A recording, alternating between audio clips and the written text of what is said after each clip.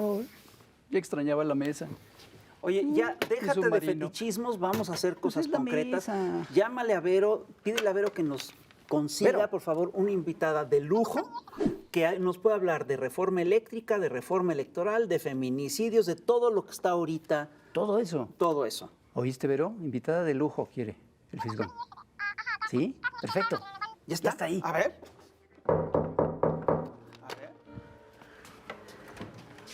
¡Maléfica! Bueno, ¿por qué Esta es Maléfica? invitada de lujo. ¿Qué es eso? Bueno, no seré de lujo, ¿Qué pero... cosa traes ahí en la cabeza? Ay, perdón, no me quité el gorro de baño. Ah, se te mojó el cabello, ni modo. Sí, pues hay que cuidarlo un poquito que... Ay, caramba. Ah, no, ¿cómo? No, tú eres la invitada.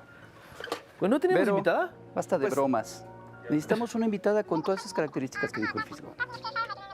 Ya está. Así que ahora sí, Ok. que ahora sí va en serio. A ver, a ver. Benéfica. Ahora sí. Hola, Andrea Chávez. Y más Bienvenida a la Tanto Verno, gusto. nuestra adorada Bien hallada. invitada. Por favor, siéntate. Gracias. Estás en tu averno. El mío propio. Oye, pues qué gusto que estés aquí con nosotros. Es Porque hay un muchas encanto. cosas de qué platicar. Muchas No, cosas. estamos en un momento bien interesante. Grandes coyunturas en México. Sí, sí, sí. Tú eres protagonista Sí. simplemente de la discusión de la reforma eléctrica. Entonces, queremos que nos platiques un poco de eso, de la reforma que viene, que es la reforma Sí. política electoral. Y además acabas de presentar una iniciativa de ley sobre los feminicidios. Claro. O sea, sé O sea, exactamente lo que necesitamos. Temas importantísimos, Súper desde luego. importantes. Pues como ustedes saben, el presidente de la República el año pasado nos envió a la Cámara de Diputados como Cámara de Origen esta famosísima reforma eléctrica que algunos llaman energética porque contenía el tema de la protección del litio y pretendía modificar 3 artículos constitucionales para 3 cositas. La primera era garantizar las tarifas de luz justas, asequibles para el pueblo de México. El segundo gran tema era cuidar el medio ambiente y elevar a rango constitucional la transición energética. Y por supuesto, el tercer enorme tema, garantizar la seguridad y la soberanía energética. Estuvimos discutiéndola con la oposición en la Cámara de Diputados, hicimos casi 400 asambleas informativas de la reforma eléctrica en todo el país, porque ya no queríamos, como hicieron ellos, detrás de la puerta y debajo de la mesa, estar decidiendo sin el pueblo. Y además hicimos un parlamento abierto de más de un mes en donde participaron expertas y expertos sobre pues, diversos temas, tanto a favor como en contra, en donde les adelanto que no participaron ni Oxxo, ni Walmart, ni Bimbo, ni FEMSA, ni Iberdrola, ni Enel. Inclusive los comentaristas, los opinólogos, los comentócratas, esos periodistas que se dicen neutrales, tampoco quisieron participar porque sabían que iban contra interlocutores con mucha legitimidad y con grandes argumentos. ¿Por qué lees así? Porque nuestro querido Rafael Barajas el Fisgón estuvo Sí. en uno de los foros justamente del Parlamento Abierto. Pues no, que expertos. Es lo que te digo. Bueno, en el acceso a la información y la difusión. Es para que veas por lo supuesto que plural sí. y lo diverso que fue de todos niveles de acá hasta acá. Ay, qué bárbaro, pues, empezando contigo hasta acá. Y llega la discusión a comisiones y es donde nos damos cuenta que la oposición abiertamente invitó a los cabilderos. Los cabilderos son esos personajes que representan los intereses de las empresas privadas, en este caso era de una empresa privada extranjera italiana. Si existe un país en el mundo en donde peor está la cuestión energética que en España, es en Italia. Y estaba el cabildero allí en la discusión de las comisiones unidas de puntos constitucionales y energía con una diputada federal del PRD una de curul? Michoacán, en una curul. Ay, nomás. Imagínense ocupando un escaño, una curul que representa millones de votos, que representa millones de mexicanas y mexicanos. Naturalmente solicitamos que se retirara y bueno, ya lo demás es completamente abierto y público, la discusión que se dio en el salón de sesiones, en donde lamentablemente la oposición nos hizo saber que ni había leído el dictamen, porque estaban pidiendo que se integraran cosas que ya estaban en el dictamen. Oigan, se me ocurrió una idea, ¿por qué no metemos transición energética? Pues Ya está. Dale. Oigan, se me ocurrió una idea, ¿por qué no metemos también garantizar la producción de energías limpias desde la Constitución? Ya está en el dictamen. Bueno, y entonces nos dimos cuenta que una, no la leyeron y dos, que no les interesaba en lo más mínimo ayudar al pueblo. Hay una cosa que me llama poderosamente la atención. En esta ocasión, el debate no fue a puerta cerrada, sino que se hizo abierto. Y a mí lo que me queda muy claro es que los partidarios de la reforma eléctrica ganaron el debate. Definitivo. Porque los otros actores planteaban cosas que eran...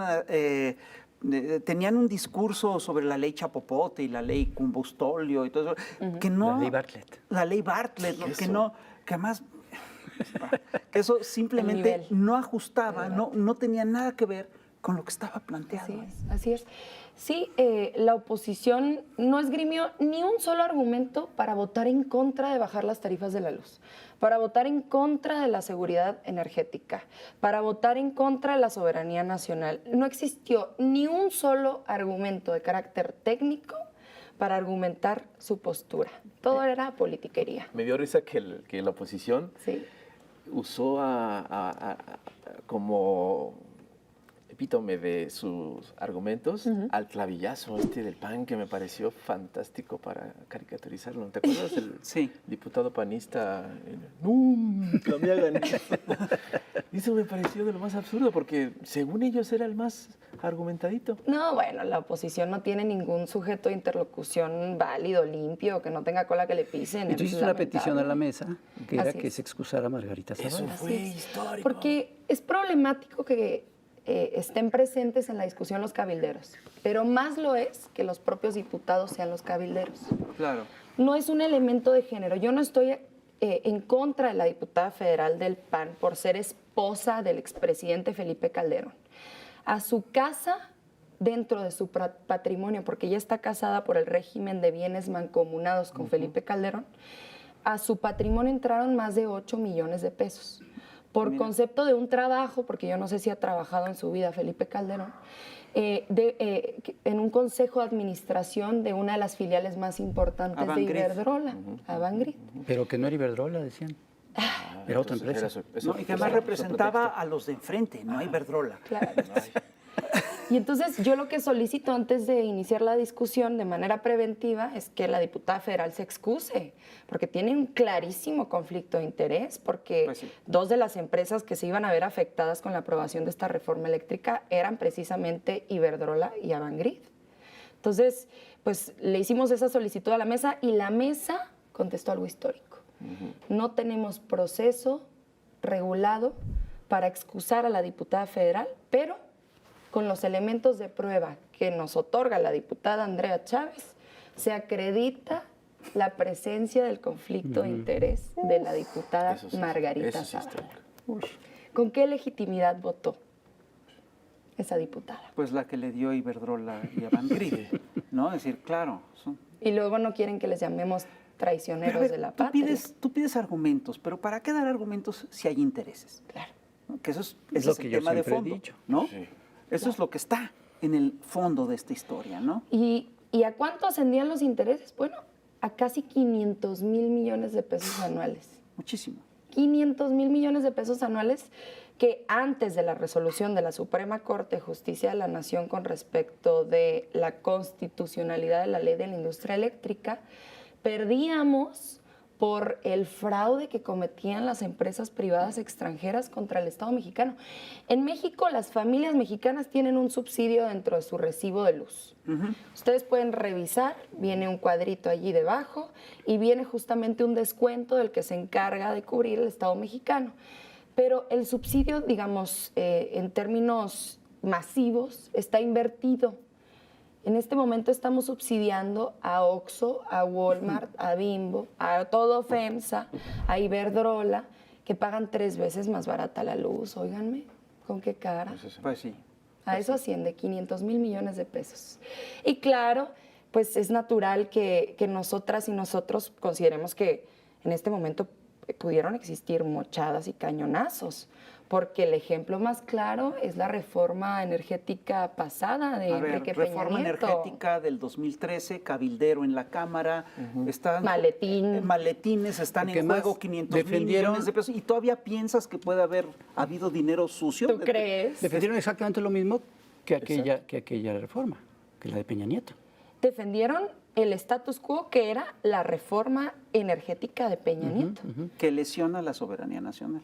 Y que debilita lo que es público a una empresa que es de todas y de todos, que es la Comisión Federal de Electricidad. Entonces, la pregunta es decir, esta gente fue acusada después de violentar el artículo 127, que dice, más o menos textualmente, que se considera traición a la patria todo aquel que defienda los intereses de grupos económicos extranjeros por encima de la soberanía mexicana.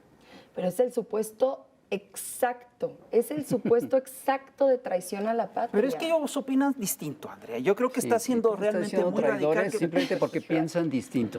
Bueno, yo imagínate que no les podemos llamar que cometieron traición a la patria cuando ellos le llamaron así al diputado federal del PRI que se atrevió a anunciar su voto a favor de la reforma eléctrica. Carlos Aiza, campechano, de la tierra de Alito, de Vandalito Moreno. Y le llamaron así ellos a Aiza. Sí, días antes. Días antes. Está la publicación, ahí están las pruebas. Sí, claro. Y ahora no quieren que nosotros le digamos a la gente lo que ellos hicieron. A ver, si tan mala era la reforma eléctrica, ¿por qué les da tanto miedo que le contemos a la gente que ellos votaron en contra? Porque no argumentan. Es decir, es su momento de argumentar. Así es. No, es un momento de... Un corte comercial, un traidor al programa, porque nos está cortando esta bonita conversación. Ahorita venimos, no se vayan y regresamos. Dame esa.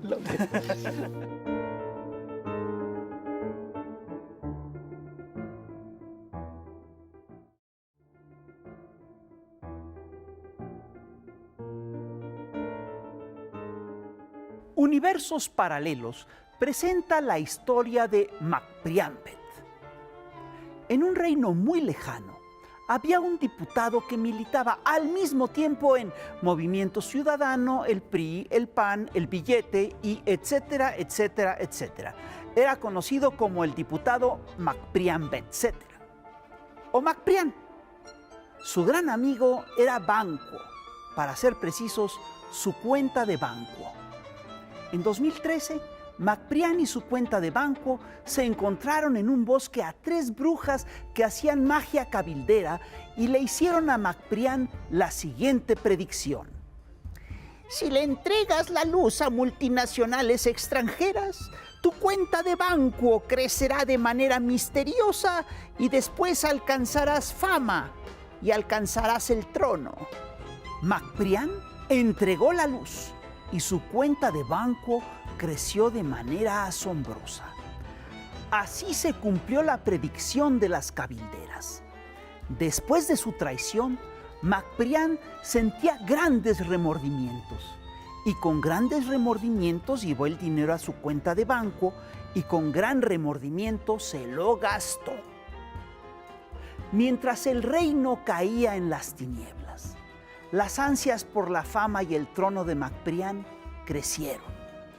Años después, cuando el reino trataba de salir de la oscuridad, el diputado MacPrian, perturbado y corroído por la ambición, el miedo y la incertidumbre, interrogó de nuevo a las brujas cabilderas sobre su futuro y éstas le aseguraron: puedes votar contra los intereses de la nación.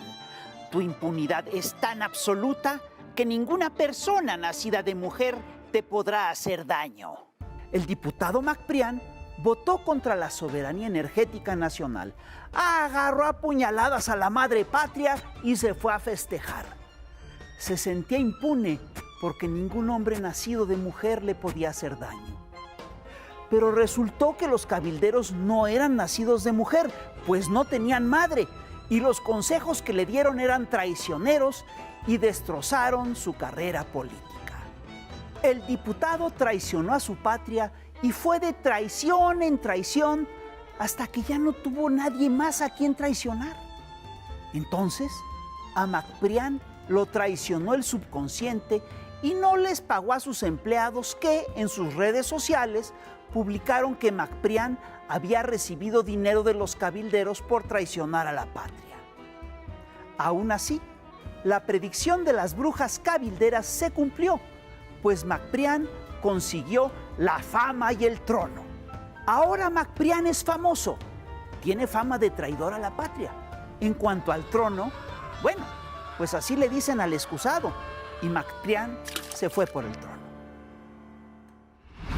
Bueno, se habla de que, es decir, los diputados que votaron en contra de la reforma básicamente se defienden diciendo que ellos opinan distinto, que eso no es que sea traición a la patria, pero perdón, yo creo que son cosas distintas. La traición a la patria está tipificada. Lo que hicieron es efectivamente una traición a la patria. Si quieren que eso se cambie, tienen que modificar la ley, tienen que modificar la Constitución, pero acusarlos de traición a la patria ¿es realmente un exceso? No, de ninguna forma. Yo entiendo esa acusación y así la hago yo, con mi voz, no para que terminen en la cárcel estos opositores, sino para que no vuelvan a ganar una elección en sus vidas. La gente tiene que saber qué clase de representantes tiene en la Cámara de Diputados. A ver, si 8 de cada 10 mexicanas y mexicanos estábamos a favor de la reforma eléctrica, con una simple regla de 3, la regla de proporcionalidad, 400 diputados y diputadas tuvieron que haber votado a favor de la reforma eléctrica. Entonces, ¿qué hicieron ellos? Uno, violentar un principio de representatividad, que es un mandato constitucional que tenemos las diputadas y los diputados. 2, votar a favor de los intereses extranjeros, que no suelen ser por un país en particular, que atienden a intereses creados de fondos buitres. Iberdrola no es española porque tenga capital español, sino porque tiene su sede allí, pero tiene capital árabe y demás, ¿no? En contra de los intereses del pueblo de México y además no serlo creativos para poder crear algún argumento que valiera la pena para justificar el sentido de su votación. Dijeron que por sobre el interés de la patria estaba el interés del planeta. ¿Pero qué planeta? Es que es el planeta donde solo ellos caben, donde dinero. solo ellos alcanzan a robar y no le llega a la gente, ¿no? Ese es el planeta, esa es la concepción y la visión de mundo que tiene la derecha. Es la globalización del libre comercio. Así es. Pero Pepe, Ese te es tenía el una planeta. pregunta. Sí, yo quiero saber si ese día que fue, yo creo que fue histórico, porque además hasta donde sé se rompieron los niveles de audiencia del canal del Congreso. Sí. Mucha Récord. gente vio todo y estuvo muy atenta. Hay algunos chismes interesantes que ese día que nos puedas detrás de contar. cámaras. Un chisme que se ventiló hace poquito a través de la propia cuenta institucional de los del diputados y las PRD. diputadas del PRD, que es una bancadita bien pequeñita. Yo creo que ya en la próxima elección ya no alcanzan ni uno más. Bien pequeñita. La propia cuenta, el community o los community managers, quienes llevan las redes sociales de ese grupo parlamentario, publicaron que a ellos les constaba que los diputados del PRD habían recibido sobornos millonarios, moches, cañonazos y que ni así les pagaban su sueldo. Imagínense nada más. Y ustedes Pero lo se las vieron. hackearon, dicen. Ustedes lo vieron al interior de la sesión. Una diputada del PRI diciendo, bueno, a mí qué me importa que sepan que voto en contra de esta reforma eléctrica, una reforma bondadosa, generosa, porque al cabo que yo voy a ser pluri toda la vida, yo no necesito el voto de ustedes. Colmo ¿no? de cinismo. Pero eso que alcanzamos nosotras y nosotros a grabar en 1 minuto y medio es lo que sucede de manera reiterada, periódica, continua, con todos y cada uno de los representantes de la oposición, del Macprián RD Verde, como sea se llame, ¿no? Y eso es lo que sucede, se quitan la máscara porque piensan que el pueblo no está viendo. Y entonces son ellos y sale su naturaleza. Y dentro de su naturaleza está la ambición de poder, la ambición económica, los intereses creados. Tú ves a un personaje como Moreira, como Alito Moreno, y les ves lo siniestro en los ojos. Yo creo que por eso siempre lo he pensado, yo creo que por eso el presidente nunca fue diputado federal, porque es bien complicado tener esa convivencia Justo con eso esas estaba viendo, personas tan cerca. ¿Qué estómago? O sea, Es una toxicidad completa, porque ellos son groseros. Bueno, yo tuve hasta que denunciar desde mi curul que existían amenazas contra nuestra propia integridad. Una diputada del PRI a mí se me acercó y aquí al oído están los videos, me dijo una sarta de cosas que no me atrevo yo a repetir. ¿Pero amenazas? Amenazas, que me iba a madrear, en otras palabras, que me iba a... ¿Para bajarte la moral? ¿O para...? Yo creo que estaban de provocadores. ¿Sí? Ellos piensan que somos como ellos, que el león es de su condición, ¿no? Querían provocar y entonces querían generar la trifulca para que entre diputados nos agarráramos físicamente y tronar la sesión y poder decir, miren, ven, cómo. Entonces yo creo que eso es lo que querían hacer. Por suerte nosotras y nosotros pues nos debemos a la razón, al derecho. Pero si te quería intimidar debería de medir 3 metros, ¿no? Porque... Bueno, yo soy bastante pacífica. Yo solamente me reía, ¿no? Y lo hice público ante la mesa directiva porque ellos se llenan la boca de que nosotros estamos alimentando amenazas. El odio, sí. Estamos alimentando el odio y la violencia en contra de ellas y de ellos, cuando son ellos quienes, cuando no hay cámaras enfrente, nos están amenazando y atentan contra nuestra propia integridad. Oye, Andrea, precisamente hablando de la violencia contra las mujeres, sí. ¿Qué nos puedes decir sobre todo este asunto de los feminicidios y el proyecto que estás impulsando?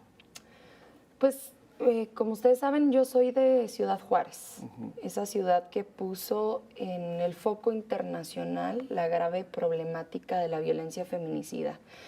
Es por Ciudad Juárez, por aquellos sucesos que comienzan como por ahí de los 90, el 93 más o menos, que comienzan las desapariciones de mujeres, se les empieza a privar no solo de la libertad, sino después de la vida. Las muertas de Juárez. Las muertas de Juárez. Que ahora son las muertas de México. Que dio la vuelta al mundo y que en ese momento no teníamos manera alguna de nombrar esos lamentables acontecimientos. Y entonces llega la academia y a manera de concepto, pues lo nombran, el feminicidio.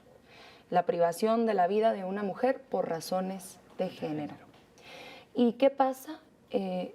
Eso se extiende en el país. Y hay que decirlo, y lo dije yo desde tribuna, no es una cosa politiquera, de verdad, porque nosotras y nosotros conocemos ese dolor en carne propia. El dolor de perder a una mujer querida en manos del machismo, en manos del odio, en manos de la misoginia. En 2007, con la falsa guerra contra el narco que declaró Felipe Calderón, con su narcogobierno, con su secretario de Seguridad Pública, narcotraficante Genaro García Luna y otro séquito de narcopolicías que integraban este equipo de, ampones de los cárteles de la droga que además eran funcionarios públicos. Con esa guerra, los feminicidios se triplican, se multiplican por 3 en el país, porque cuando se declara una guerra, las primeras en morir son las mujeres. Siempre, porque no solamente tienes la violencia generalizada de la propia guerra, sino además súmale la violencia de género, otra violencia estructural. Entonces se triplican en 2007 y desde ese entonces, lamentablemente, los feminicidios han ido a la alza en México. Por una u otras razones, las razones por las cuales una persona priva de la vida a una mujer en el norte del país son distintas a las del centro y a las del sur. En el norte atienden más a las redes de trata internacionales, a la llegada de la industria maquiladora y la privatización de absolutamente todo, incluido el cuerpo de las mujeres. Y en el centro-sur del país atienden más a una cuestión de misoginia y de machismo, porque quienes privan de la vida a las mujeres son los esposos, los hijos, los padres, los novios, las parejas sentimentales. Ese es el grave problema con el que contamos y creo que es el problema más grave en el que se encuentra sumido el mundo entero. No existe un solo país en el mundo en donde yo te pueda decir ya se eliminó la violencia de género. Es un problema en el que tenemos que meternos todas y todos de lleno, a ayudarle al gobierno federal, a pensar en políticas públicas de la prevención, pero sobre todo ayudarles a los gobiernos de los estados y de los municipios, porque el feminicidio es un delito del fuero común. Y si los estudios internacionales nos han demostrado una cosa, es que el municipio es quien más va a repercutir en la transformación de la vida de una mujer en cuestiones de seguridad. Okay. Así que necesitamos sentarnos con nuestros presidentes municipales en serio y hacer una agenda verdaderamente digna para todas y para todos. Imagínense ustedes, las mujeres pues vivimos con miedo. ¿En qué consiste tu iniciativa? Presenté una iniciativa hace meses. Los medios de comunicación lamentablemente, como siempre, distorsionaron el asunto y dijeron por el lamentable caso de esta joven Devani en Nuevo León, diputados federales de Morena se ponen a trabajar por fin y pasan iniciativas. Esto es mentira. Lo publicó precisamente Proceso. Y esto es mentira porque yo presenté esta iniciativa hace meses. ¿En qué consiste la iniciativa? 1, que un juez no pueda reducir la pena del feminicida, que no pueda sustituir la pena por otra no privativa de la libertad. Es decir, en este momento los feminicidas pueden acudir a un juez ya con sentencia y decirles, quiero cambiar de sentencia y me quiero salir de la cárcel, y se lo puede otorgar. Eso, en primer lugar, no sustitución de la pena. Y en segundo lugar, reconocer el grado de tentativa en el feminicidio. Exacto. ¿Por qué? Porque en este momento, si una mujer era golpeada y el feminicida la quería privar de la vida, no había manera de declararla tentativa de feminicidio, teníamos que enjuiciarlo por lesiones, por tentativas de homicidio. Entonces, salía libre y eso permitía. Salía libre y ahora lo que queremos es prisión preventiva oficiosa para prevenir que regrese. Claro. Bueno, estamos aquí con nuestra compañera diputada Andrea Chávez y estamos hablando de una cantidad de temas grande, de lo que fue la reforma eléctrica, de las iniciativas contra el feminicidio en nuestro país. Y ahorita yo quisiera preguntarle, se acaba de presentar una nueva iniciativa de reforma constitucional muy importante, que es la iniciativa de reforma electoral. ¿Cuáles son los alcances de esta reforma electoral? Bueno, en primer lugar, y la parte más noble, la quiero iniciar esta discusión con esto, es reconocerle a la comunidad migrante, a nuestras paisanas y paisanos en el exterior, su derecho a participar en la toma de decisiones. Claro. Crear un sistema para garantizar el ejercicio de los derechos políticos de los migrantes que estén en Estados Unidos y en otros países. Un sistema que garantice que no exista el fraude. Eso es muy importante. Con la tradición que tenemos aquí en México y a lo que nos han acostumbrado estas autoridades electorales es a que no se respete la voluntad popular. Entonces, la creación de este sistema que permita que la voluntad popular que llega a las urnas se traduzca en cambios de posiciones y de perfiles en los gobiernos, en los espacios de representación, en el poder legislativo, pues es fundamental. Y en tercer lugar, garantizar que el árbitro electoral, el Instituto Nacional Electoral, actúe con los 3 principios que ya están en la ley: objetividad, imparcialidad y neutralidad, porque en este momento están duro y dale contra nosotras y nosotros, simpatizantes y militantes del movimiento de la Cuarta Transformación, apoyando a los partidos opositores. Y si quieren apoyar a los partidos opositores, que renuncien a su cargo y se presenten a las elecciones. Eso, digamos, en términos generales. Y otra parte, y creo que no hay mejor sujeto que una servidora para decirlo, eliminar los plurinominales. Eliminar el método de elección de los plurinominales, que hasta el momento había sido, pues, caerle bien al dirigente nacional de un partido y que te pusiera en una lista. A veces ponía a su asistente, a veces ponía a su compadre, a veces ponía a su esposa. En este momento, los partidos opositores que antes eran del régimen utilizaban a las listas para ocultar a los impresentables, pero que llegaran de todas formas y a pesar de la voluntad popular a los espacios de representación. Así que, como diputada federal de representación proporcional, yo les puedo decir que estoy a favor 100% de la medida, porque a mí no me da miedo una elección. Yo sé que he trabajado con mucho esfuerzo, con mucha valentía, y a mí no me da miedo enfrentarme al pueblo.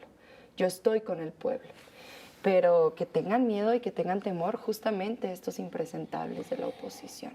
Oye, pero en este punto de los plurinominales siento que ha habido mucha confusión, porque no es que pareciera que no se eliminaron, sino que todos se van a volver plurinominales, ¿no? Va a haber una especie de nueva representación proporcional. Más o menos, ¿cómo sería esto?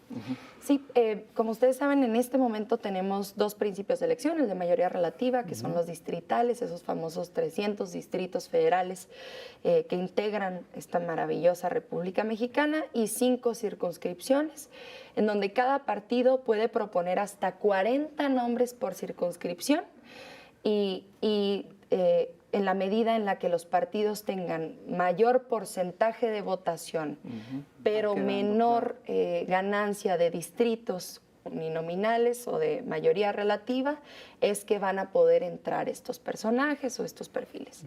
Los de mayoría son los que hacen campaña, los que buscan los votos. Correcto. Los pluris entran directamente por este sistema de representación. Así es, y existe también la posibilidad de que los pluris hagan campaña. Yo, por ejemplo, fui una pluri que hizo campaña y que recorrí 19 estados en la elección pasada. Pero existen esos dos métodos. En este momento se plantea que se eliminen las 5 circunscripciones, se disminuyan los espacios de plurinominales o de representación proporcional, que ya no sean los 200 diputados federales, que ya sean muchos menos, y que se distribuyan en lo que parecería ser 32 circunscripciones, una por entidad federativa. ¿Y qué pasa? Un poco lo que sucede en Europa.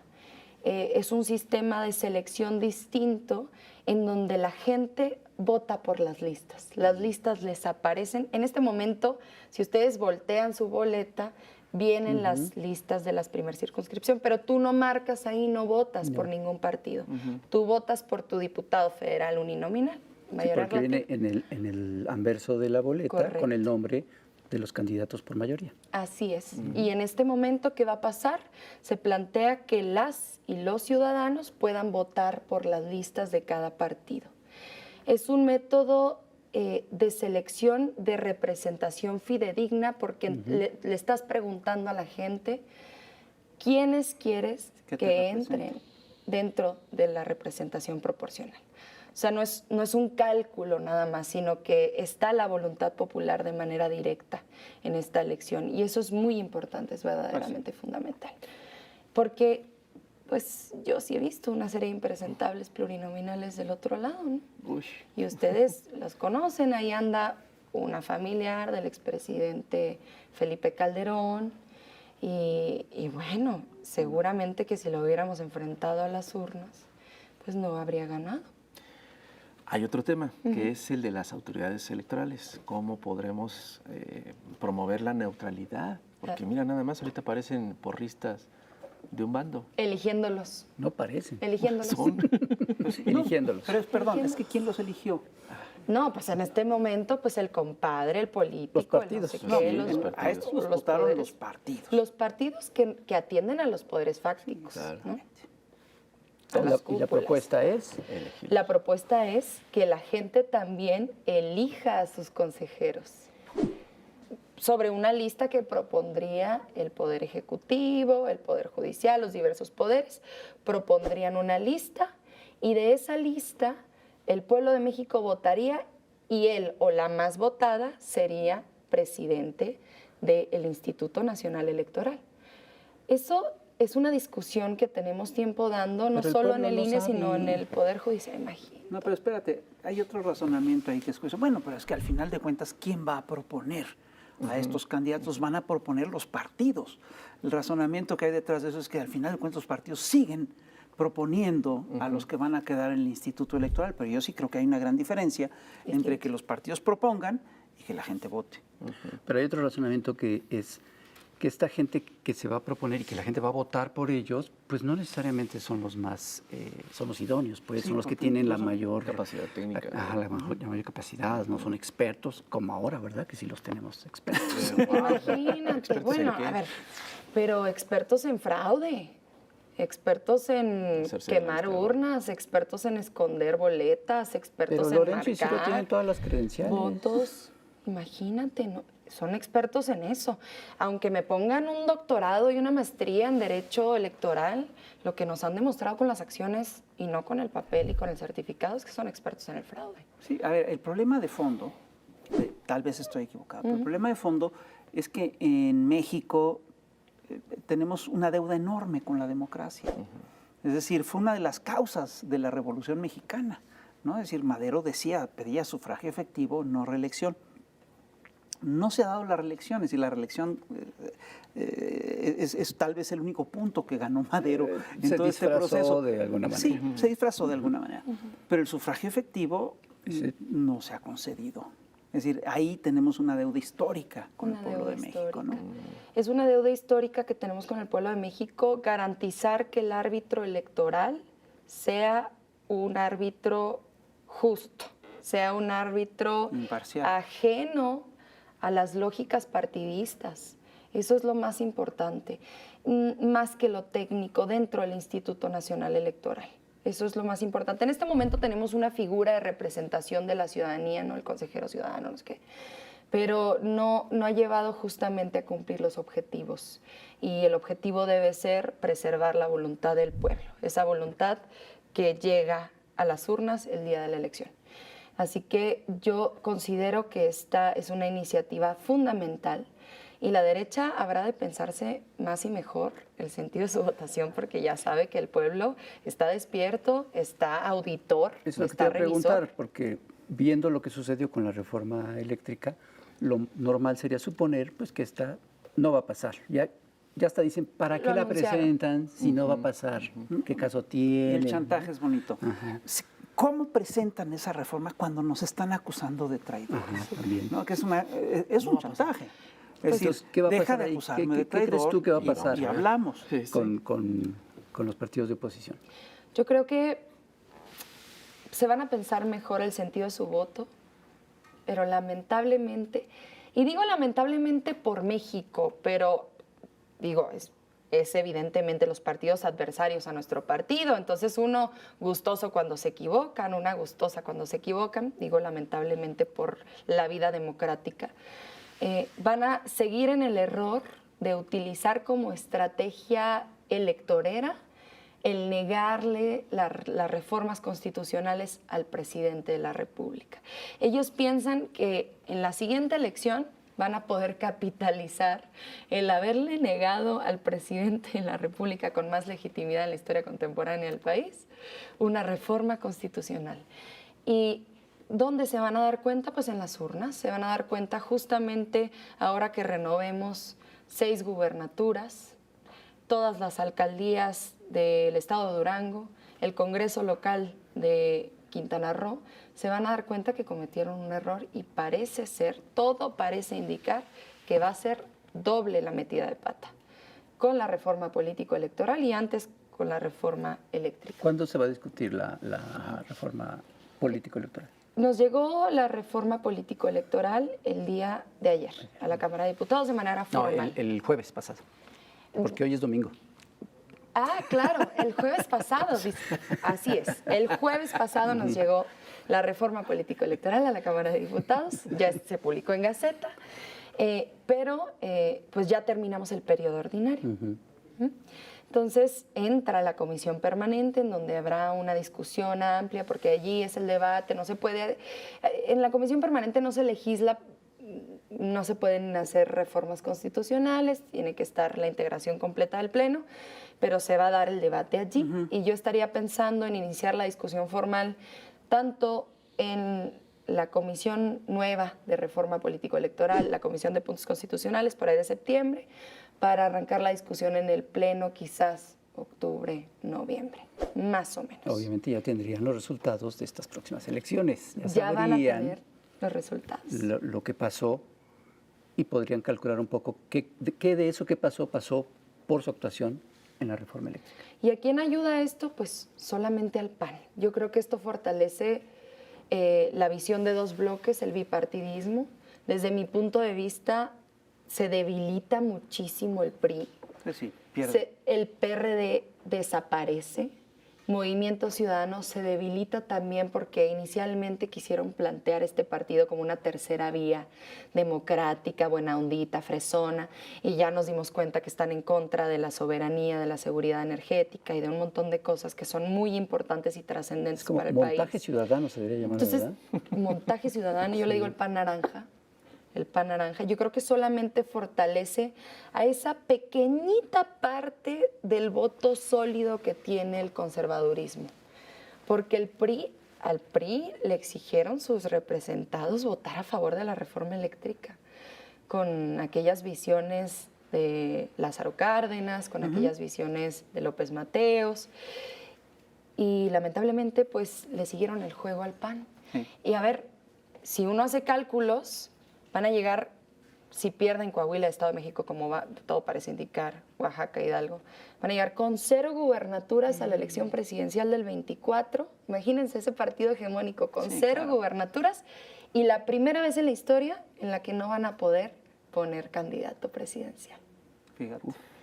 La primera vez en la historia. Fíjate, esto que dices es muy importante, porque cuando en el 2000 el PRI perdió la presidencia de la República, muchos analistas especularon que esto era el fin del partido del presidente, del partido presidencialista y tal, y el PRI se rehizo a partir de las gubernaturas que tenía. Claro. Y todos sus candidatos a la presidencia de la República, todos eran gobernadores, ¿no? Y el que fue al final de cuentas, su candidato fue un candidato a gobernador, fue un gobernador, pues, ¿no?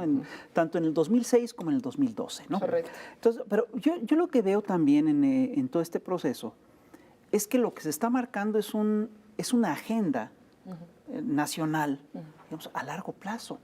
Es decir, ¿qué es lo que tenemos enfrente? Si queremos soberanía energética, bueno, pues ya sabemos para dónde tenemos que marchar, ¿no? La gente ya sabe por quién tiene que votar y por quién no tiene que votar. Sí, estas dos reformas son un poquito como la tarea que deja López Obrador. Para el futuro. Es la agenda del próximo gobierno. Son agendas a largo plazo. Y yo estoy ansiosa de poder leer eso que ya nos adelantó, que será su documento, precisamente el legado que él pretende dejar con este sexenio, ¿no? Sí, él lo dijo justamente, creo, en la mañanera del jueves pasado. Dijo, no estamos pensando en la nueva elección, estamos pensando en la nueva generación, ¿no? En las próximas generaciones. Y es allí donde un montón de jóvenes estamos insertos en este momento, ¿no? Garantizando la continuidad de este proyecto, de esta visión, que fue la visión por la que nuestros abuelos lucharon. Mi abuela, cuando ganó Andrés Manuel López Obrador, rompió en llanto y me dijo, Andrea, acaba de ganar el presidente que yo había querido toda mi vida. Y nos tocó disfrutarlo, vaya que nos ha tocado disfrutarlo, pero también van a ver ese inicio de ese proceso de democratización, de voltear a ver a la clase más vulnerable, a la clase pobre, pues las próximas generaciones, nuestras hijas, nuestros nietos. Eso a mí, yo no sé a ustedes, pero siempre me enchina la piel cuando lo pienso. Oye, pero yo he visto varios analistas en estos días que dicen que la derrota en la reforma eléctrica es el principio del fin de Morena.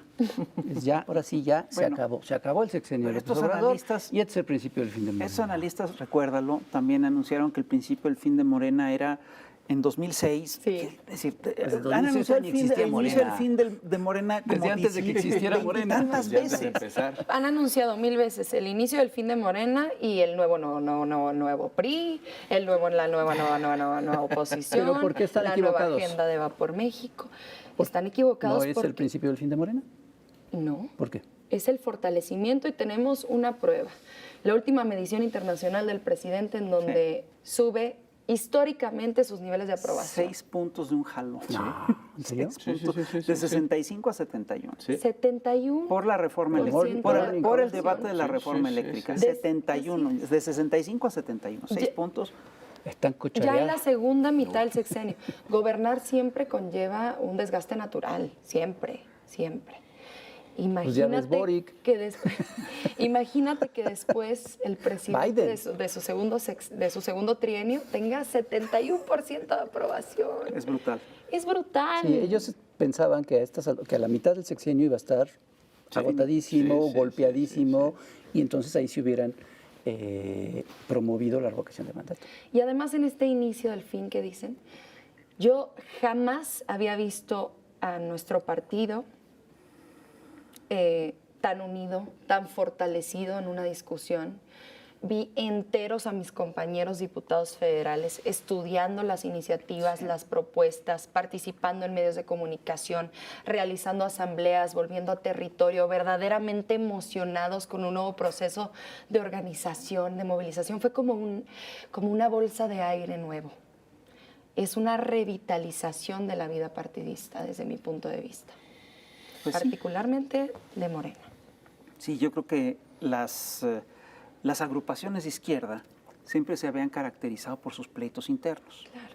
Aquí lo que me llamó la atención, de veras, es que todos los diputados y los senadores, bueno, yo veo los diputados, sobre todo los senadores también, cerraron filas y defendieron el proyecto, pero lo defendieron abajo, fueron a discutir con la gente.